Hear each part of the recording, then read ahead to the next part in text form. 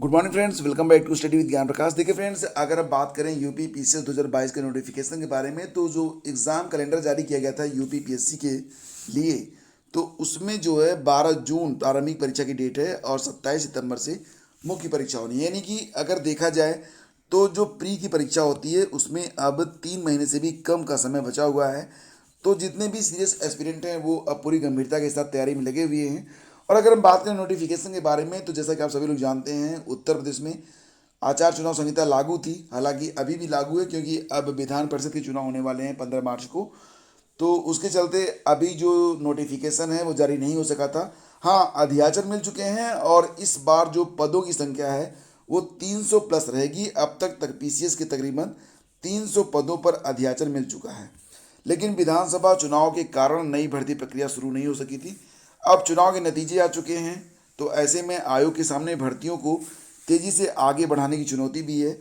फिलहाल यहाँ पर क्योंकि एग्ज़ाम डेट क्लियर है और आप जानते हैं कि जब आवेदन की प्रक्रिया शुरू होती है तो उसमें लगभग 1 महीने का समय लगता है। तो 1 महीने का समय लगेगा, कोई बात नहीं है। यहाँ पर आपकी जो एग्ज़ाम डेट है वो पहले से आ चुकी है। तो जितने भी सीरियस एस्पिरेंट हैं वो जानते हैं कि सिलेबस बहुत ज़्यादा है, तो अभी से उनको पूरी तैयारी में लगना होगा और सभी तथ्यों को उन्हें याद भी रखना होता है। तो फ्रेंड्स, यहाँ पर अगर बात करें तो पिछले साल में ही लगभग 150 पदों का अध्याचन प्राप्त हो चुका था। कुछ नए पदों का अध्याचन इस बार अभी हाल ही में प्राप्त हुआ है।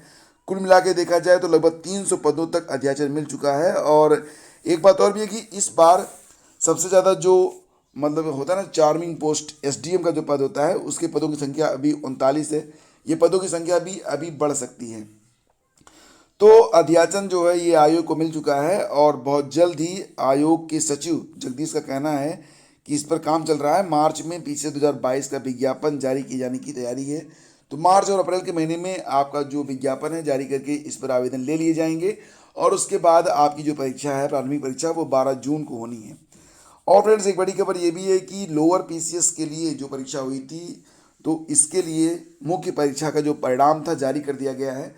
तो मुख्य परीक्षा कुल 400 अंकों पर जो कट ऑफ है ये भी कल आयोग की वेबसाइट पर जारी कर दिया गया है। कुल पदों की संख्या 672 थी और इसमें 672 गुणे 2 यानी कि 1861 अभ्यर्थियों को अब उनका जो डॉक्यूमेंट वेरिफिकेशन है उसके लिए आमंत्रित किया गया है।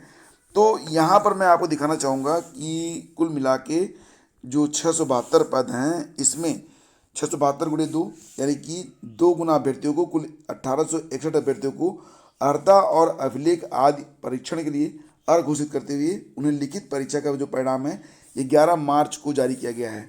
तो यहाँ पर कट ऑफ भी लगा दी गई है। कट ऑफ जो है वो काफ़ी अधिक है। सबसे पहले तो आपको बताना चाहूँगा कि ये जो मुख्य परीक्षा हुई थी ये कुल 400 अंकों की हुई थी। और आगामी अगर लोअर पीसीएस की तैयारी आप करना चाहते हैं तो आपको बता दें कि यूपी ट्रिपल सी जो है, जो मुख्य परीक्षा करवाता है, उसमें 2 पेपर होते हैं। पहले पेपर में क्या होता है कि हिंदी होता है और जीएस होता है। जीएस और हिंदी पूछी जाती है, ठीक है। और जो सेकंड पेपर होता है उसमें रीजनिंग होता है और जनरल साइंस होता है और अंकगणित होता है, ठीक है। तो इस प्रकार से अगर देखा जाए तो कुल मिला के 400 अंकों पर फाइनल मेरिट जो है ये बनाई गई है। और 400 अंकों के आधार पर अगर देखा जाए तो कट ऑफ काफ़ी अधिक है। जनरल और ओबीसी की कट ऑफ यहाँ पर 299 है, ठीक है, 400 में। और इसी के साथ जो एससी और एसटी कैटेगरी की कट ऑफ है ये भी काफ़ी अधिक है, 277.50 है। ये एससी कैटेगरी के लिए कट ऑफ है और एसटी के लिए जो कट ऑफ है वो 253.50 है। और हॉरिजॉन्टल जो रिजर्वेशन मिलता है उसमें भी कट ऑफ कम नहीं है, आप देख सकते हैं। तो फिलहाल फ्रेंड्स, यहाँ पर यही कहना चाहूँगा कि जो लोग भी इस बार सफल हुए हैं सभी को हार्दिक बधाई, और जो लोग सफल नहीं हुए हैं वो लोग भी तैयारी में लग जाएं। इस बार बहुत अधिक संख्या में लोअर पीसीएस के पदों के आने की सूचना है और ये भी जानकारी प्राप्त हो रही है कि ये जो परीक्षा होगी ये इस बार भी यूपी ट्रिपल एससी ही करवाएगा। यूपी पीएससी से करवाने की मांग अभ्यर्थी लंबे समय से कर रहे हैं, लेकिन अभी यूपी पीएससी नहीं, यूपी ट्रिपल एससी ही इस परीक्षा का आयोजन करवाएगा। विज्ञापन कब तक आएगा, अगर ये बात आप जानना चाहते हैं तो इसके लिए अभी कोई फिक्स डेट मैं नहीं बता पाऊंगा। हाँ, अगले कुछ समय में आपको जो नोटिफिकेशन है तो नोटिफिकेशन आपको देखने को मिलेगा। हालांकि 2022 के लग रहा है कि मध्य के बाद ही, मतलब मई जून के बाद ही आपको लोअर पीसीएस का नया विज्ञापन देखने को मिलेगा। वहीं पे फ्रेंड्स अगर बात करें तो सीबीएसई की 10वीं और 12वीं की परीक्षाएं ये 26 अप्रैल से शुरू हो रही हैं। इसके लिए जो पूरा परीक्षा कार्यक्रम है जारी कर दिया गया है। परीक्षा कार्यक्रम आपको study with Gyan Prakash Telegram channel पर मिल जाएगा। तो केंद्रीय माध्यमिक शिक्षा बोर्ड सीबीएसई ने 10वीं और 12वीं की सत्र 2 की परीक्षा तिथियां जारी कर दी हैं। दोनों कक्षाओं की परीक्षाएं 26 अप्रैल से स्टार्ट होंगी। 12वीं की परीक्षाएं 15 जून और 10वीं की 24 मई को समाप्त होंगी। कोरोना के कारण सीबीएसई ने पिछले साल 10वीं और 12वीं की परीक्षाएं 2 सत्रों में कराने का निर्णय लिया था। पहले सत्र की जो परीक्षा थी वो नवंबर दिसंबर में हो चुकी है। 12वीं की दूसरे सत्र की परीक्षाओं की शुरुआत अब एंटरप्रेन्योरशिप और ब्यूटी व वेलनेस के विषयों के पेपर से होगी। तो फिलहाल फ्रेंड्स जेई मेन को ध्यान में रखकर पूरा कार्यक्रम जो है ये तैयार किया गया है। दोनों कक्षाओं की मुख्य विषयों की परीक्षाएं सुबह 10:30 से दोपहर 12:30 बजे तक होंगी। अतिरिक्त विषयों की परीक्षा 1 से 1.5 घंटे की होगी और सीबीएसई ने परीक्षा तिथियों को जेई मेन परीक्षा को ध्यान में रखते हुए तैयार किया है। तो सीबीएसई की जो परीक्षाएं हैं 10वीं 12वीं की ये 26 अप्रैल से स्टार्ट हो रही हैं। और फ्रेंड्स वहीं पर एक सनसनीखेज हादसे में दुर्घटना बस चली भारतीय सुपरसोनिक मिसाइल पाकिस्तान में जा गिरी। यह सीमा के 125 किलोमीटर अंदर खानेवाल जिले के मियां चुन्नू में गिरी। हालांकि इसमें किसी तरह का विस्फोटक नहीं होने से कोई तबाही नहीं हुई है। सरकार ने इस मामले में गलती मान ली है। रक्षा मंत्रालय ने कहा कि इस गंभीर चूक को लेकर केंद्र सरकार ने सख्त रुख अपनाते हुए मामले की उच्च स्तरीय कोर्ट ऑफ इंक्वायरी के आदेश जारी किए हैं। साथ ही घटना पर खेद भी जताया है। तो पाकिस्तानी सेना ने बृहस्पतिवार को यह मुद्दा उठाया था।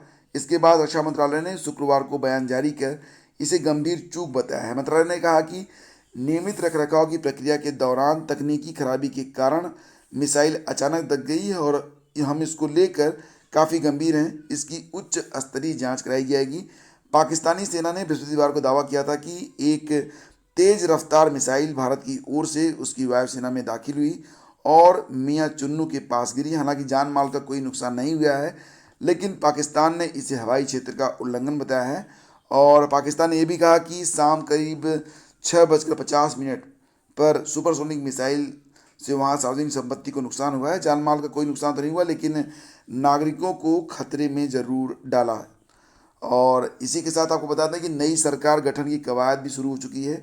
होली के बाद शपथ ग्रहण की प्रक्रिया शुरू होगी। मुख्यमंत्री योगी ने इस्तीफा दे दिया है, लेकिन वो कार्यवाहक सीएम बने रहेंगे। तो फिलहाल विधानसभा चुनाव में प्रचंड बहुमत हासिल करने के बाद प्रदेश में नई सरकार के गठन की कवायद शुरू हो गई है। मुख्यमंत्री योगी आदित्यनाथ ने शुक्रवार को राज्यपाल को अपना इस्तीफा सौंप दिया है। जब तक नई सरकार का गठन नहीं होता है, मुख्यमंत्री जो हैं अब कार्यवाहक मुख्यमंत्री के रूप में काम करेंगे और होली के बाद नई सरकार के गठन की संभावना है। 18वीं विधानसभा की तस्वीर साफ होने के बाद याद रखिएगा कि यह उत्तर प्रदेश की 18वीं विधानसभा है। तो इसको थोड़ा सा आप ध्यान रखिएगा, क्योंकि कॉम्पिटिटिव एग्जाम्स में ये ऐसे प्रश्न आते हैं। तो यहाँ पर अब शीघ्र ही मंत्रिमंडल का गठन होगा और राज्यपाल को इस्तीफा मुख्यमंत्री ने सौंप दिया है। वैसे तो मौजूदा योगी सरकार का जो कार्यकाल है वो 15 मई तक है, लेकिन नतीजे आने के बाद योगी ने नई सरकार के गठन की दिशा में कदम बढ़ा दिया है। हालांकि सूत्रों का कहना है कि नई सरकार के औपचारिक रूप से गठन की प्रक्रिया भाजपा हाईकमान के विचार विमर्श के बाद शुरू होगी। इसके बाद लखनऊ में पार्टी के केंद्रीय पर्यवेक्षक की मौजूदगी में विधानमंडल दल के नए नेता का चुनाव किया जाएगा और सारी कवायद अगले कुछ दिनों में पूरी होगी और होली के बाद नई सरकार अस्तित्व में आएगी। होलास्टिक चल रहा है, इसलिए भी जो है होली से पहले नई सरकार बनने के आसार नहीं हैं। तो यहाँ पर देख सकते हैं 18वीं विधानसभा की तस्वीर। 255 सीटें मिली हैं भाजपा को, समाजवादी पार्टी को 111 और बाकी अन्य दलों की स्थिति आप यहाँ पर देख सकते हैं। विधानसभा गठन की अधिसूचना भी जारी कर दी गई है। तो निर्वाचन आयोग ने शुक्रवार को यूपी की 18वीं विधानसभा के गठन की अधिसूचना जारी कर दी है। मुख्य निर्वाचन अधिकारी अजय कुमार शुक्ला ने तथा अन्य अधिकारियों ने राजभवन में राज्यपाल आनंदीबेन पटेल को सभी 403 नवनिर्वाचित सदस्यों की सूची सौंप दी है। अधिसूचना जारी होने के बाद विधानसभा चुनाव के लिए जो आदर्श चुनाव संहिता लागू थी वो समाप्त हो जाती है, लेकिन विधान परिषद की 36 सीटों के लिए 15 मार्च से शुरू हो रहे चुनाव के मद्देनज़र अभी आचार संहिता प्रभावी रहेगी। और इस दौरान अपर मुख्य सचिव महेश कुमार गुप्ता, निर्वाचन आयोग के सचिव अजय कुमार और अपर मुख्य निर्वाचन अधिकारी माला श्रीवास्तव व चंद्रशेखर, विशेष कार्याधिकारी निर्वाचन अधिकारी रमेश राय, संयुक्त मुख्य निर्वाचन अधिकारी रत्नेश सिंह सहित अन्य अधिकारी भी उपस्थित रहे। तो अब नई सरकार भी शीघ्र ही गठित हो जाएगी। और इसी के साथ आपको बता दें कि अगर आप पेटीएम पेमेंट्स बैंक से जुड़े हुए हैं तब यहाँ पर एक बड़ी खबर है कि पेटीएम पेमेंट्स बैंक फिलहाल अपने प्लेटफॉर्म पर कोई भी नया ग्राहक नहीं जोड़ सकेगा। रिजर्व बैंक ने कुछ चिंताजनक तथ्य सामने आने के बाद नए ग्राहक जोड़ने पर पाबंदी लगा दी है।